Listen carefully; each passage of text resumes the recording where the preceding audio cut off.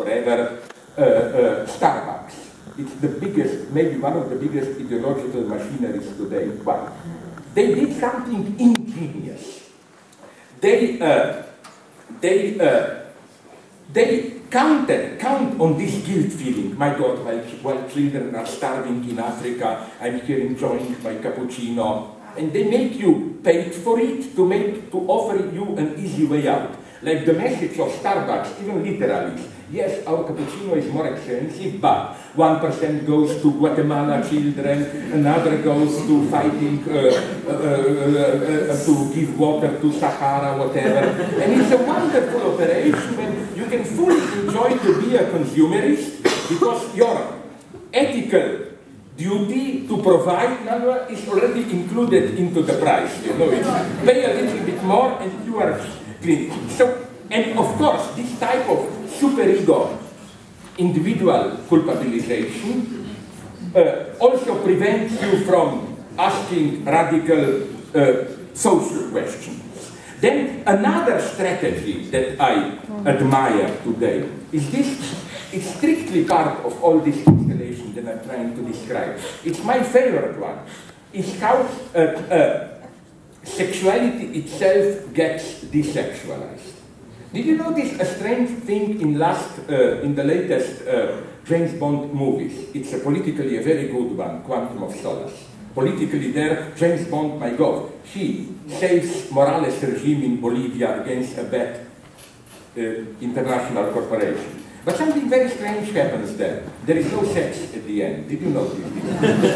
James Bond film. Now you will say, fine, less male chauvinism. It's much more ambiguous. Let's now move from James Bond really low to books which I become Goebbels there. I would have burned them in public like the Nazis did. Dan Brown.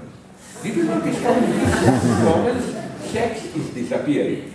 There is no sex in Da Vinci Code, and in his later novels. In the previous one, it's even more interesting, Angels and Demons. There is sex in the novel, but not in the film.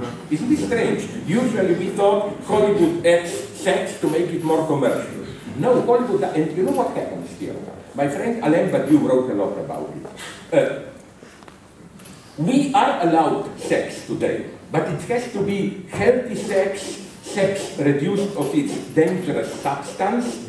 This is why, but you made this wonderful observation. I don't know how it is in your language, but in English and French, the verb we use for falling in love is precisely fall. You fall into it. And this is wonderful. This is what, in Badiou's terms, makes sex an event.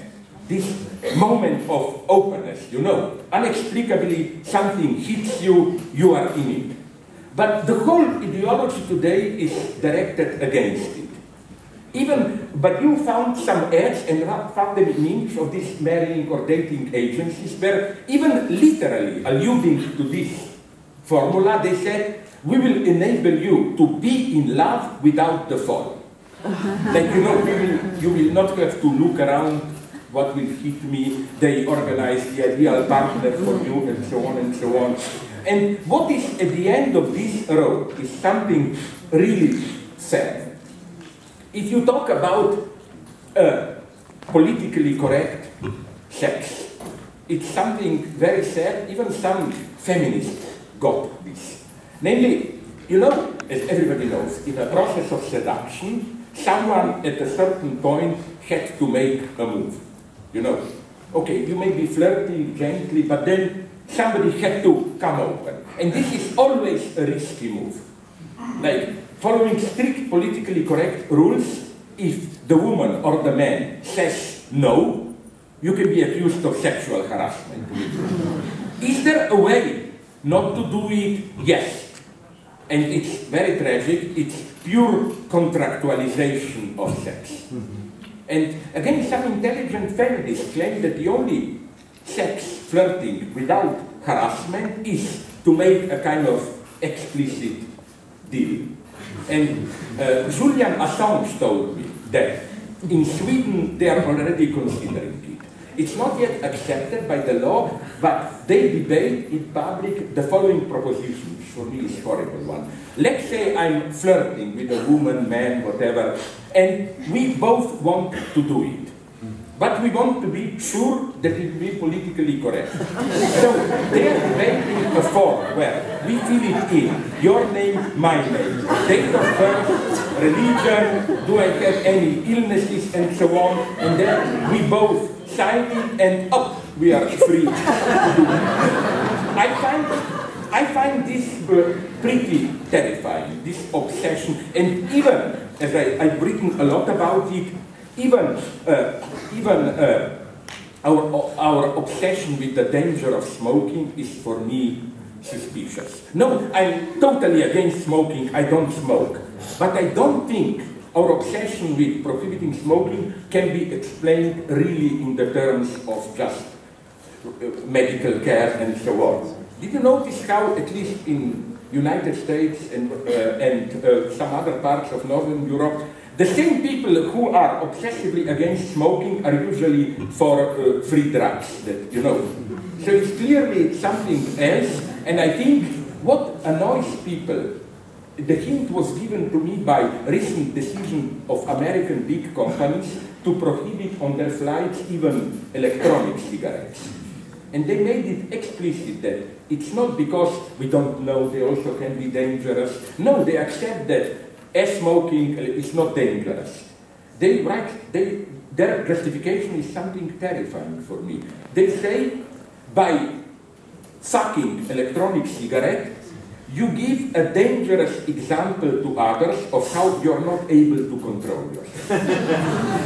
I mean, and again, at the end, it's what type of sex? Maybe you know the joke, I'm sorry if I repeat it, but I love it.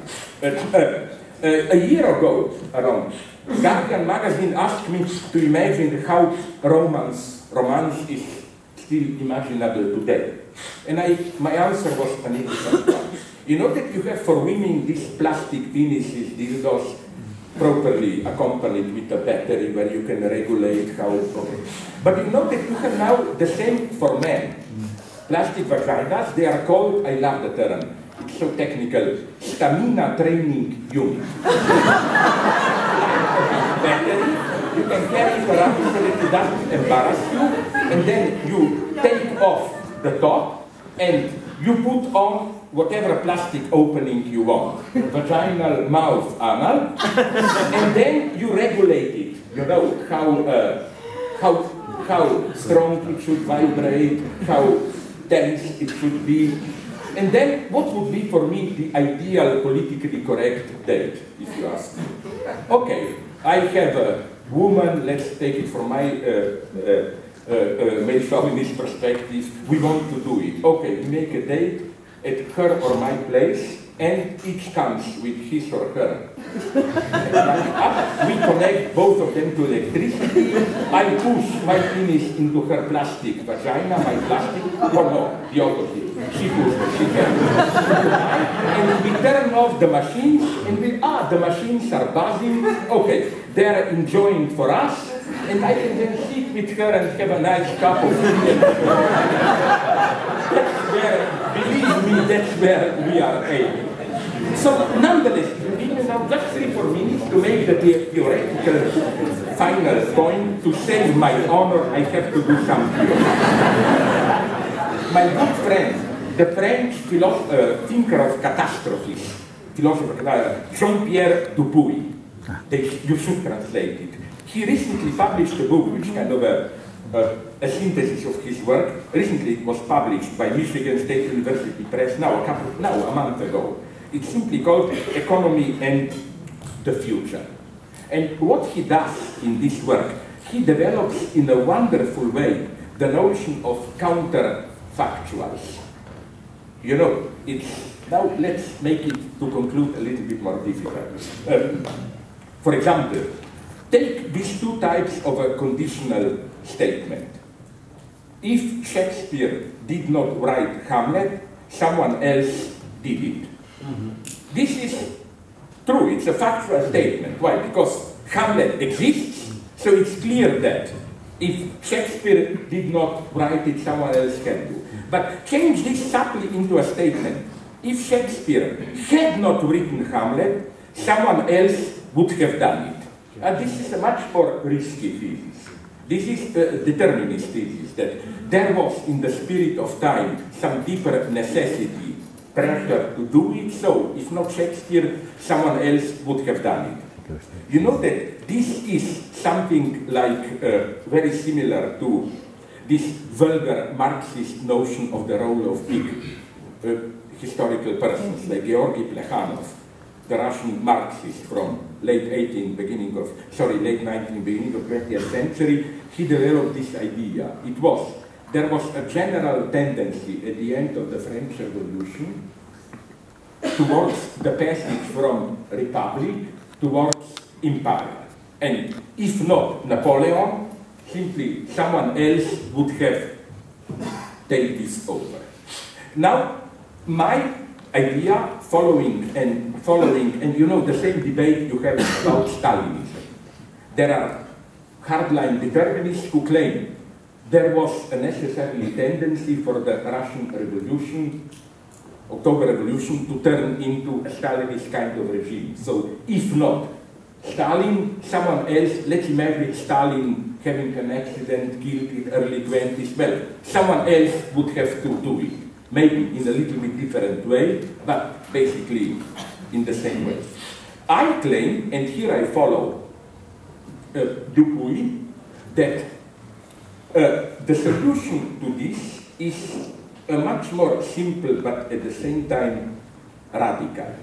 That the unity of necessity and contingency is not of this type. There is a deeper necessity and it's contingent how it will be realized.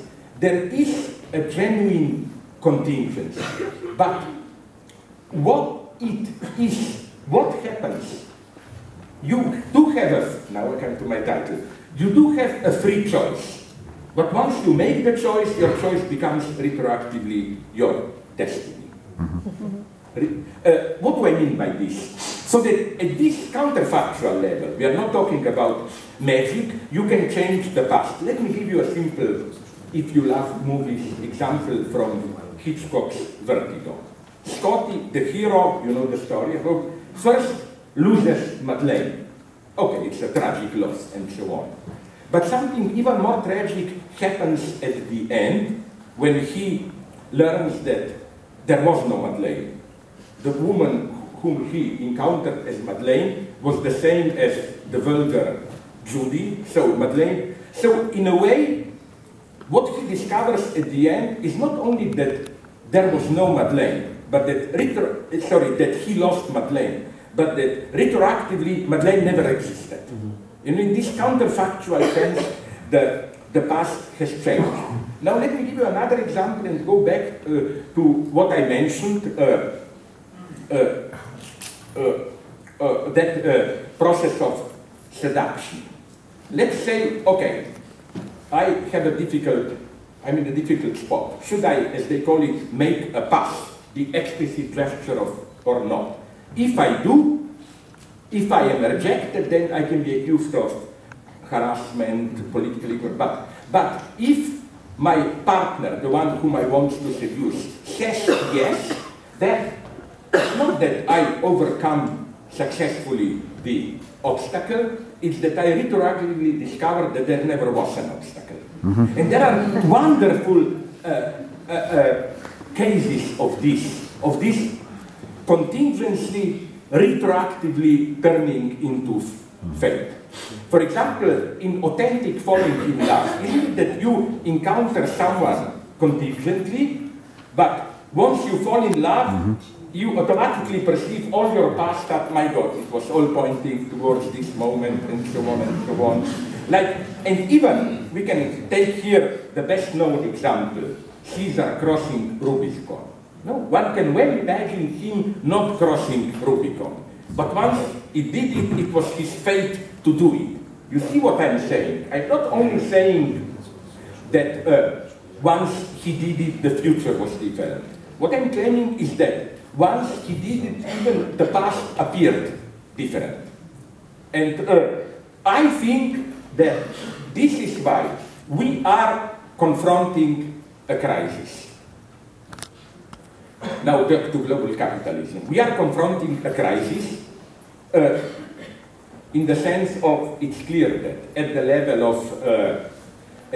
of ecology,